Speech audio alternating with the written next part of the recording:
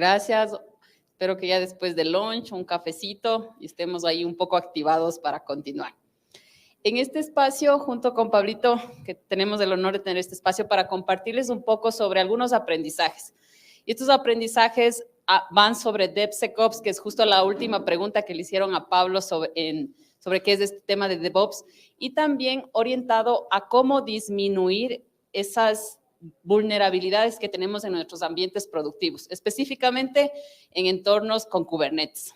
¿Ok? Este pasa. Ok, dicho esto, lo que les quisiera es invitar a que reflexionen conmigo. Recuerden de sus vidas pasadas, de las actuales, en sus equipos y se pregunten cuántos controles de seguridad tienen en su proceso de desarrollo.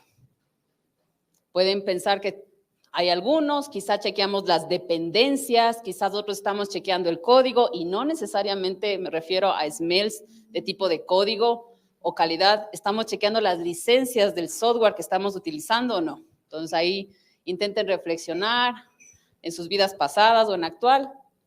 Y también cuestiones en si todos los equipos de esta organización están utilizando los mismos controles o no, estos controles de seguridad. Tal vez son equipos autónomos y cada uno decide qué herramienta utilizar y en qué fase utilizar. O tal vez hay un acuerdo o hay un control que nos forza a utilizar la misma o no. Y qué tan flexible es esta herramienta. Y finalmente, recuerden a esas aplicaciones que en sus vidas pasadas y actuales ya han puesto en producción.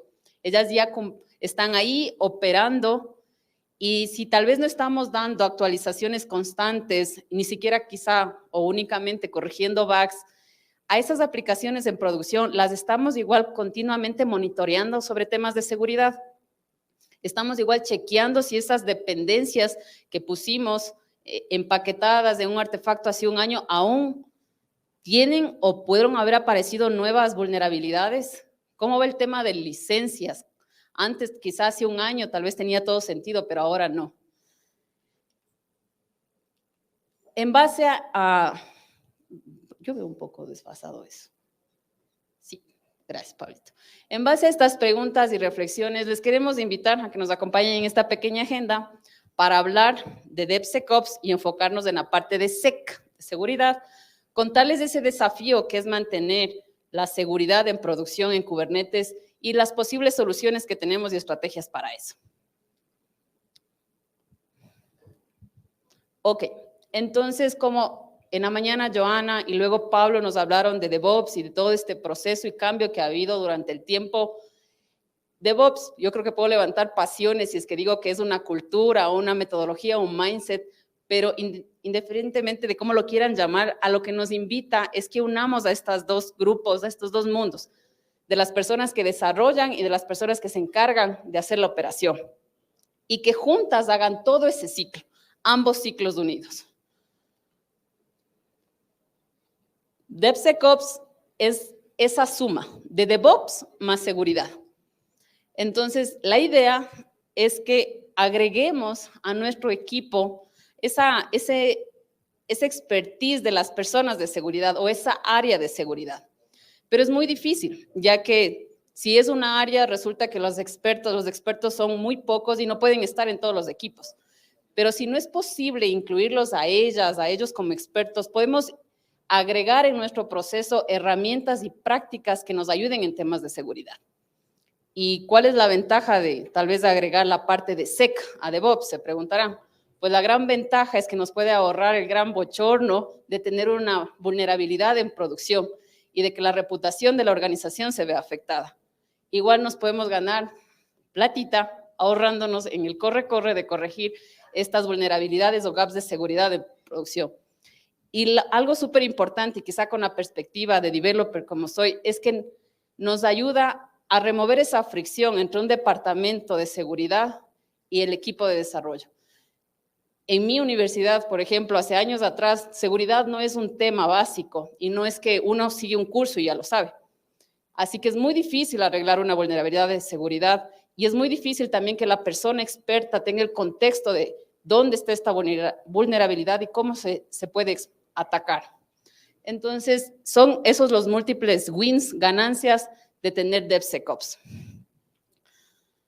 Pero como justo antes del launch hablábamos, no solo se trata de herramientas, de una herramienta que automáticamente nos ayude a hacer todo esto. Se trata también de técnicas. Aquí les queríamos compartir un par de técnicas que abstrae de roles y de herramientas y que nosotros las podemos integrar en nuestro ciclo de desarrollo. Desde la parte de planificación, cuando estamos ideando cómo nuestra aplicación debe funcionar o cómo esperamos que funcione, podemos identificar cuáles son esos posibles ataques que podemos sufrir y desarrollar un plan para mitigarlas o resolverlas durante todo este ciclo. En la fase de diseño y de arquitectura, las preguntas claves son las preguntas también sobre seguridad. ¿Qué puertos, qué servicios voy a exponer? ¿Tiene sentido que la base de datos y la aplicación convivan en el mismo servidor, en la misma máquina o no? Si es tan importante mi data y es el recurso más valioso de mi negocio, ¿tiene sentido que los servicios tengan permisos de lectura y de escritura hacia la base de datos o no? Entonces, el tema de seguridad igual está desde las fases muy iniciales. También es súper bueno que al momento de escribir nuestro backlog, esas cards que al final los developers terminamos creando esos nuevos features, nos recuerden con estos criterios de aceptación lo importante que es la seguridad. Es decir, un criterio de aceptación que nos recuerde que, hey, cuidado, los logs no tienen que tener datos sensibles, es muy importante. De igual manera, el manejo correcto de excepciones y, ¿por qué no?, en loguear y tener diferentes tipos de log para identificar comportamientos extraños. De igual manera, en temas de aseguramiento de la calidad, el QA cruzado o el code review son técnicas que permiten que se agreguen unos ojos extra y ojos más críticos con diferentes expertise del equipo para saber si el código que estoy creando tiene sentido. Quizá una herramienta o un framework no lo detecte, pero quizá la experiencia de alguien más sí lo puede detectar. Estas son las técnicas, pero también hay un montón de herramientas. Déjame acomodando, Pablito. Vaya. Estas herramientas las pusimos ahí, no necesariamente consideramos que son las mejores ni las estamos vendiendo, pero sí hemos tenido muy buenas experiencias usándolas y en la mayoría de ellas tienen de alguna manera la versión gratuita, te provee ya mucho feedback y te puede ayudar a controlar y a mitigar algunas vulnerabilidades. Por ejemplo, no sé si alguien aquí ha subido y ha hecho un commit y un push de un secreto. Yo lo hice hace años y hace más o menos 3 semanas lo volví a hacer. Es un error común, lamentablemente, pero hay herramientas que nos pueden impedir hacer esto. Por ejemplo, Talismán o Detect Secret o el mismo Snyk, de manera en la que puedes en tu máquina, de manera local, detectarlas e impedir que se vaya hacia un repositorio y hasta la nube y luego tengas que correr a rotar las claves, a seguir un plan de incidentes. Hay otras herramientas que te permiten analizar esas dependencias que estamos utilizando en nuestro código. Nosotros utilizamos en nuestro código un montón de dependencias que la mayoría son open source y que cada día alguien se toma el trabajo de analizarlas y de encontrar vulnerabilidades y a veces ya estas vulnerabilidades son explotadas. Hay herramientas como para eso, de igual manera para analizar las imágenes, que ahora son muy común este tema de imagen de Docker y que estamos dockerizándolo todo y que ya Docker y el tema de infraestructuras code se volvió parte de nuestro día a día como developers. Existen herramientas que también nos permiten detectar vulnerabilidades ahí, en ese código de Terraform, en ese YAML que tiene la definición de tu deployment que va a ir hacia Kubernetes.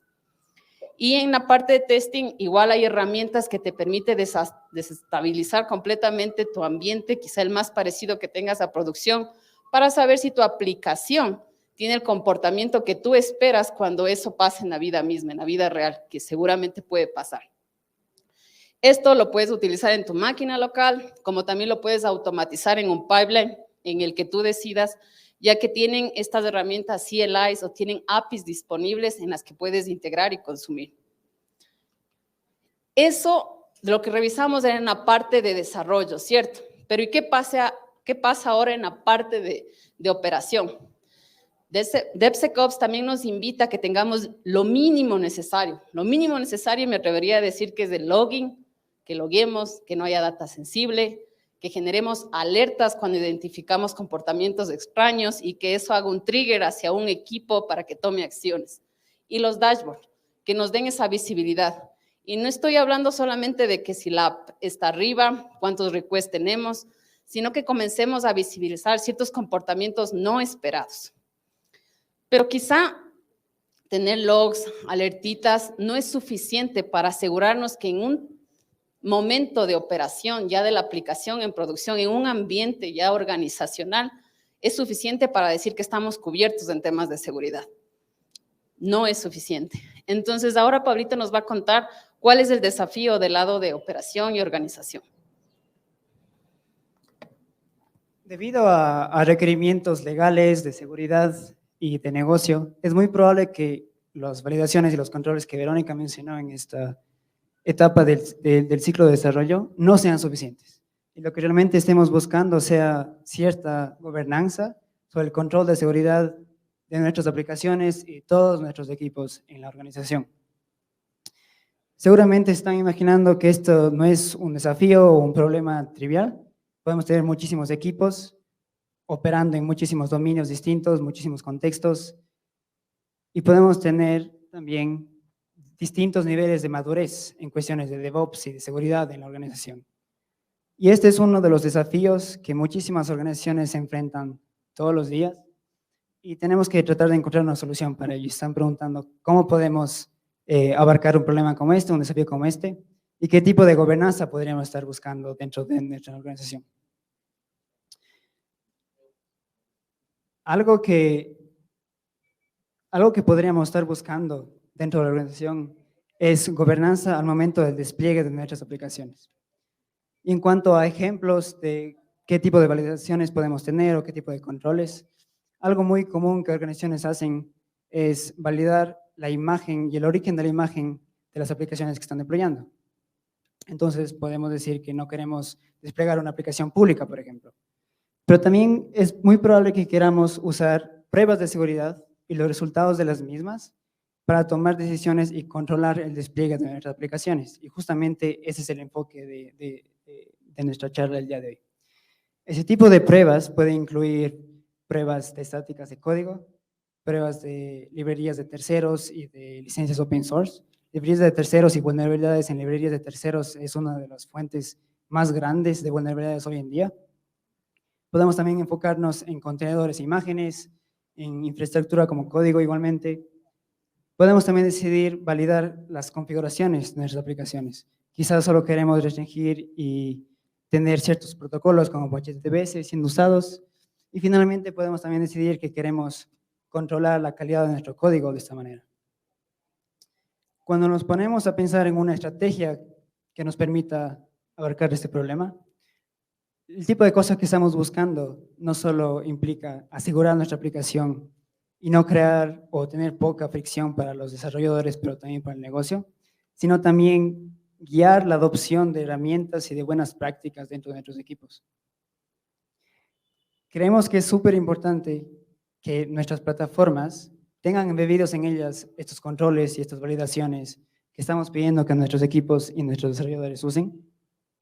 La visibilidad es otro aspecto clave de todo esto. Visibilidad no solo para los equipos, sino para los líderes y las líderes de las organizaciones, porque ellos pueden ser aliados y que nos ayuden a guiar el accionar de todos los equipos de la organización hacia un estado mucho más seguro. Dependiendo del tipo de controles y de validaciones y de checks que queramos implementar, seguramente tengamos que integrarnos con varios sistemas y plataformas externas, y eso se convertirán en las fuentes de verdad al momento de ejecutar este tipo de validaciones y de controles. Todas esas reglas, los podemos llamar, pueden ser manejadas de una mejor manera si las tenemos como políticas, como código. Les queremos presentar dos estrategias para abordar este problema y este desafío. Una que es mucho más permisiva y otra que busca inclusive poder controlar la admisión de aplicaciones a clusters en Kubernetes. La primera estrategia puede ser considerada radical o drástica inclusive, ya que el control es ejecutado al momento del despliegue de una aplicación en nuestros clusters de pre-prod y también de producción en sí. Lo que busca esta estrategia es consumir los resultados de esas validaciones en términos de seguridad y, de darse el caso, rechazar la admisión de una aplicación a los clústeres.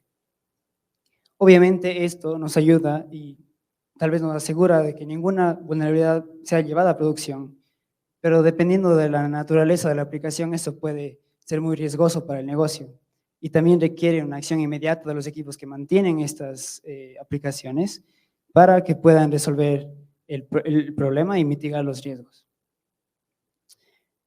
Algo importante también en esta estrategia es que debido a la naturaleza, que es bloqueante y es bastante drástica, nuestros equipos deben tener un alto nivel de adopción de DevOps y de seguridad para que puedan, uno, disminuir o evitar ese tipo de situaciones y dos, tomar acción y poder mitigar las vulnerabilidades en caso de que se dé. Seguramente también se están preguntando qué tenemos que hacer o cómo esta estrategia propone que manejemos nuevas vulnerabilidades. No solo cuando una aplicación está siendo desplegada a un clúster de producción, pero también inclusive cuando ha estado allí operacional por algún tiempo, una nueva vulnerabilidad es encontrada. Y es algo muy común. Vulnerabilidades son descubiertas, explotadas todo el tiempo, y es algo que nos indica que el enfoque no solo debe estar en el aspecto del despliegue, sino también después de que la aplicación ha sido desplegada, tenemos que monitorear y ejecutar las mismas validaciones y los mismos controles para asegurarnos de que estemos protegidos. Ahora, en Kubernetes esto puede representar un problema, ya que un pod reiniciado en Kubernetes puede ser considerado en este contexto como un despliegue totalmente nuevo, y de ser el caso no le daríamos a nuestros equipos la oportunidad y el tiempo necesario o la visibilidad sobre la vulnerabilidad para que puedan mitigar el riesgo. Y es justamente este tema el que nuestro segundo estrategia aborda de una manera un poco distinta. Esta estrategia es reactiva, en el sentido que los controles y las validaciones se ejecutan después del despliegue de una aplicación. Entonces, el enfoque aquí es mucho más sobre el aspecto del monitoreo. Queremos tener los mismos controles, las mismas validaciones, pero de una manera frecuente y recurrente, en el que nos permite consumir esos resultados en tiempo real y crear procesos en los que los equipos tienen tiempo suficiente de mitigar las vulnerabilidades. ¿Qué pasa si es que en un tiempo dado el equipo, tal vez por problemas de prioridad, no resolvieron la vulnerabilidad, no mitigaron el riesgo? Lo que podemos hacer es bloquear ya sea el repositorio de código o inclusive el repositorio de artefactos con imágenes, por ejemplo. Y aquí la intención es desplazar el enfoque y el esfuerzo de los desarrolladores y el sentido también de responsabilidad hacia la seguridad. Y asegurarnos de también que los equipos tengan las herramientas y tengan todo lo que ellos necesitan para mitigar ese tipo de riesgo. Una vez que el riesgo ha sido mitigado, ya sea porque la vulnerabilidad ha sido resuelta o porque el equipo decidió tal vez hacer un rollback a una versión anterior en la que pasaba todos los controles y las validaciones que teníamos en nuestro clúster, el proceso es reiniciado, ese timer es reiniciado y todo vuelve a la normalidad. Esto, como pueden ver, debido a que es mucho más permisivo que la estrategia anterior, tal vez requiere inclusive un nivel de madurez y de adopción de buenas prácticas, de herramientas y de procesos de controles de seguridad en el ciclo de desarrollo de parte de los equipos mucho más grande, ¿no? Independientemente de las estrategias que se acaben eligiendo, algo que tenemos que tener en cuenta cuando solucionamos un problema de este tipo es que siempre vamos a necesitar tener algún proceso en mente si es que necesitamos tener una excepción de algún tipo. Puede ser que debido al negocio una aplicación tiene que ser desplegada independientemente de las variaciones o de los resultados de los controles que tengamos. Y esto debido a que el negocio toma prioridad sobre ciertos aspectos de la seguridad que seguramente les ha pasado a ustedes en sus experiencias también. Como modo de resumen, Algo importante que ya se dieron cuenta seguramente, al momento de elegir una de estas dos estrategias, el nivel de madurez de la organización y de los equipos en cuanto a DevOps y de seguridad va a informar su elección en este tipo de estrategias. Y otro aspecto también que va a influenciar esa decisión es el contexto y la naturaleza de las aplicaciones y de negocios que estemos manejando. Ahora Verónica nos va a hablar de una solución, un poquito más con más detalles, y que es basada en una de esas estrategias y es una solución que hemos usado de manera exitosa en el pasado. Dale. Yo estaba ansiosa por venir acá porque casi me caigo allá. Ok, entonces les tengo el placer de presentarles a Gatekeeper. Gatekeeper es un proyecto open source que tiene una gran comunidad detrás, que se mueve un montón y que apoya un montón a las personas que queremos adoptar esto. ¿Y qué es? No sé si han tenido la oportunidad de escuchar sobre OPA. OPA igual es un framework open source, que es este Open Policy Agent, que te permite escribir las políticas de seguridad como código y te permite evaluarlas. Entonces, Gatekeeper es una derivación de este proyecto enfocado solamente para Kubernetes. Y quisiera hacer ahí una aclaración en el que Gatekeeper no te va a ayudar en este tema de tal vez ver si es que tu clúster está bien configurado con los permisos tal vez mínimos necesarios y ese tipo de cosas a nivel de nodo o de namespace. Gatekeeper está enfocado en ayudarte en base a las políticas que tú escribas para detectar las vulnerabilidades de los recursos que vivan en tu clúster. Es más orientado a lo que viva ahí versus a cómo esté configurado. Hay otras herramientas que seguramente podemos conversar para nivel de configuración del clúster, pero Gatekeeper se enfoca en las aplicaciones que están viviendo ahí. Ya. Con este slide lo que intentamos es contarles a muy alto nivel cómo funciona Gatekeeper conectado con Kubernetes. Y algo que me estaba olvidando es que si, por ejemplo, están trabajando con GCP, con esta nube cloud de Google, esta herramienta ya está instalada ahí y ustedes le pueden sacar el provecho que ustedes necesiten. O lo pueden, por ejemplo, en AWS se lo puede instalar a través de un Helm y tú puedes comenzar a utilizarlo. No requiere mucha ciencia, es simplemente instalarla, vas a tener un namespace donde vas a ver varios recursos instalados y automáticamente vas a poder ver esta interacción. ¿Cuál es esta interacción? Kubernetes tiene una parte core en la que es esencial el tema de Admission Controller y de API Server. Este core de Kubernetes se va a conectar con Gatekeeper que tú has instalado en tu clúster. Gatekeeper viene ahí en su mochila con OPA. OPA es este framework que te va a permitir escribir y validar las políticas de seguridad. Entonces, cada vez que una petición llegue al clúster para crear o actualizar, Kubernetes a través del API Server va a enviar esa petición a Gatekeeper y Gatekeeper va a pedir que OPA, en base a las políticas que hayas escrito, valide esa petición. Y si esa petición por alguna razón no cumple algún criterio de esas políticas, se va a negar esa operación. O si no, simplemente se va a dar paso a que continúe la operación. Toda esta magia funciona gracias a que Kubernetes tiene un tema que se llama webhooks y hay dos tipos de webhooks, hay los de mutación y los de validación. Gatekeeper saca provecho de estos de validación, en el que está registrado él ahí como para escuchar las peticiones y él validar y poder bloquear una petición si no cumple algo. Ahora les vamos a contar como un ejemplo para que tal vez sea un poco más gráfico. Vamos a pensar que tenemos ahí a nuestra developer que ella quiere crear un deployment en tu clúster en Kubernetes y lo que ella va a hacer, independientemente de que use un pipeline o lo haga directamente en la consola, va a escribir un kubectl apply y con el archivo del recurso donde está definido tu deployment y está atado a un container que al final viene a ser una imagen de Docker.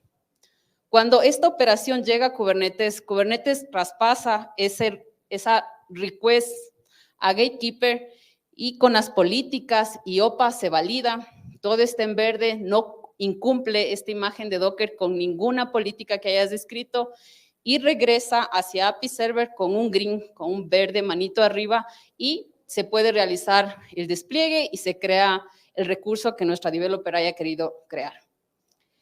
El SAT path o el ejemplo contrario a esto es que nuestra querida developer, al momento de querer crear este recurso, Gatekeeper, al momento de evaluar la petición, detecta que incumple una de estas políticas y automáticamente Gatekeeper le da el feedback, se podría decir, a API Server de dedito abajo, incumple, no podemos proceder con la operación que nos estás pidiendo. Y el feedback que nuestra developer va a recibir es como este cuadrito que está en la parte de acá, en la que tú puedes customizar este feedback, pero en su mayoría le vas a decir qué tipo de recurso es, cuál es el nombre del recurso al que estás intentando hacer una operación, y le dice claramente que la operación fue negada y le cuenta por qué política fue negada. En nuestro caso de ejemplo es porque los deployments no deben tener vulnerabilidades altas. Quizá low, quizá media sí, pero la política no permite que altas no se van a ser creadas dentro del clúster.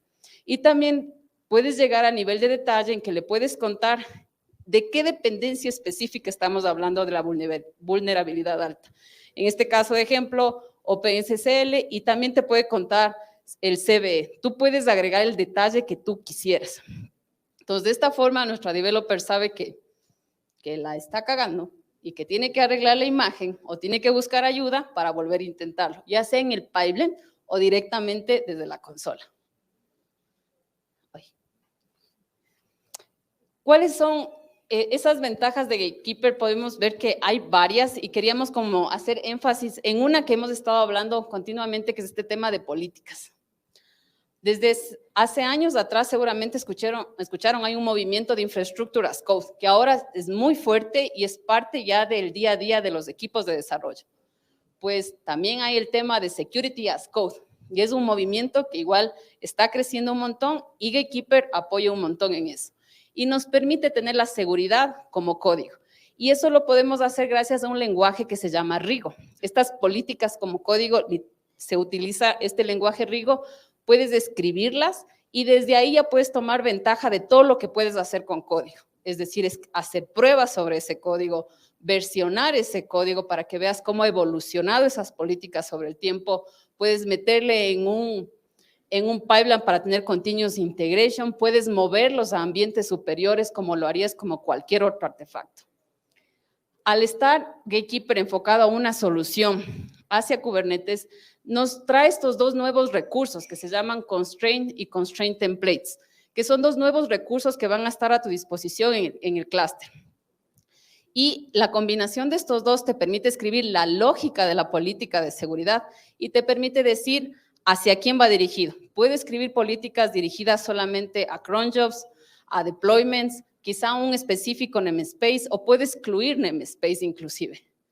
Y al ser recursos ya como nativos de Kubernetes, podemos agregarlos y removerlos fácilmente. Puedo hacer un kubectl delete de mi política de seguridad o describe o edit, tal cual como estoy acostumbrada a utilizar los demás recursos.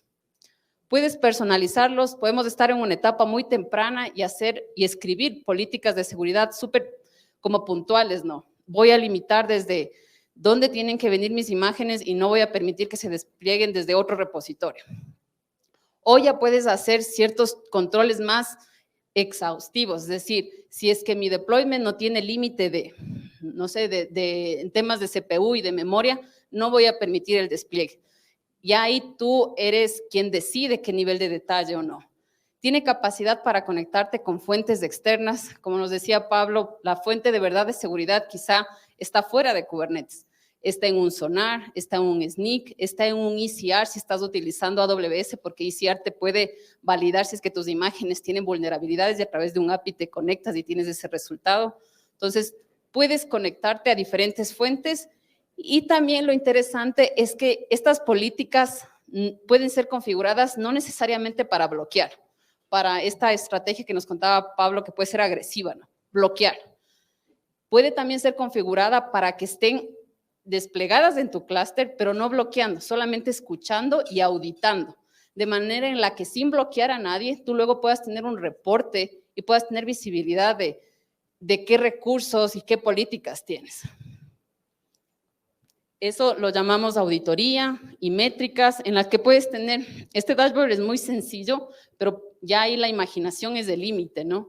Si conectas con todos los dashboards que ahora tenemos a disposición y herramientas, pero tú puedes saber el número de políticas de seguridad que tienes, cuántos recursos de tus clústeres están incumpliendo o violando esas políticas, cómo está el estado de la solución de Gatekeeper per se. Al ser un interceptor de request, es muy probable que si Gatekeeper falla, toda la operación de tu clúster podría fallar si está mal configurado. Entonces, también te permite saber si Gatekeeper está bien, cuántos requests está teniendo de peticiones, el estado de esta solución o no. Y finalmente, como sabrán, la seguridad, no sé si les ha tocado, no es fácil de asimilar, no es fácil de implementarla. Pero Gatekeeper creo que puede mejorar un montón aún, pero tiene un mínimo de esfuerzo para que la experiencia de quien administra este producto y la experiencia de usuario final que recibe el feedback de que hay una vulnerabilidad o no, está orientado a que sea una experiencia mínima, una experiencia válida como developer. Entonces, creo que ahí el esfuerzo en Developer Experience tiene un check. Yo creo que mínimo que puede hacer más, pero ya es un check. Y eso es todo lo que teníamos preparado con Pablo para compartir. Espero que haya preguntas o momento para preguntas y ustedes nos dirán.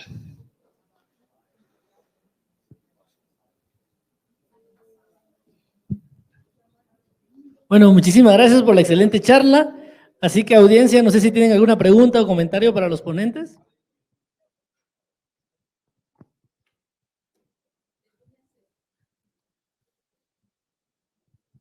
Tengo varias. Dale.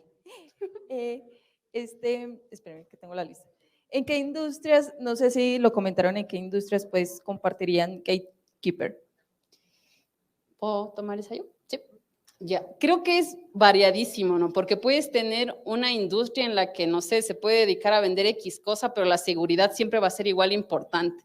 Entonces, creo que igual el tamaño de la organización no importaría si es que ya de alguna manera perdiste el control de tus clústeres porque tal vez no tienes ni siquiera un inventario y estás teniendo cientos y cientos de artefactos corriendo ahí y no tienes capacidad de ni siquiera saber cuántos ni cómo interactúan.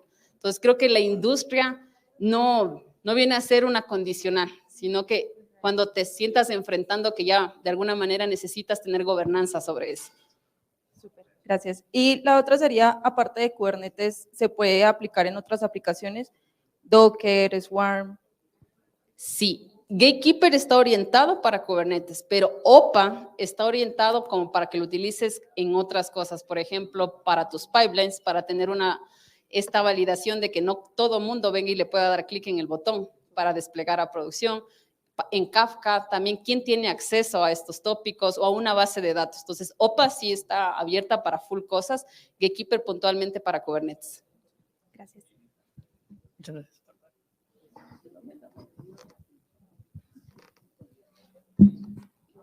Muy buenas tardes. Primero que todo, muchas gracias. Me pareció muy interesante todo eso que están hablando de la seguridad, porque realmente, pues cuando uno está en algún desarrollo, se da cuenta de muchas cosas que no tuvo al momento de la planeación. Pero bueno, yo soy académica. Yo trabajo con una universidad y como dijeron en las charlas de la mañana, en la universidad siempre se dan bases de diferentes temas. Pero realmente cuando estamos laboralmente, ahí uno se da cuenta de que uno necesita mucho más.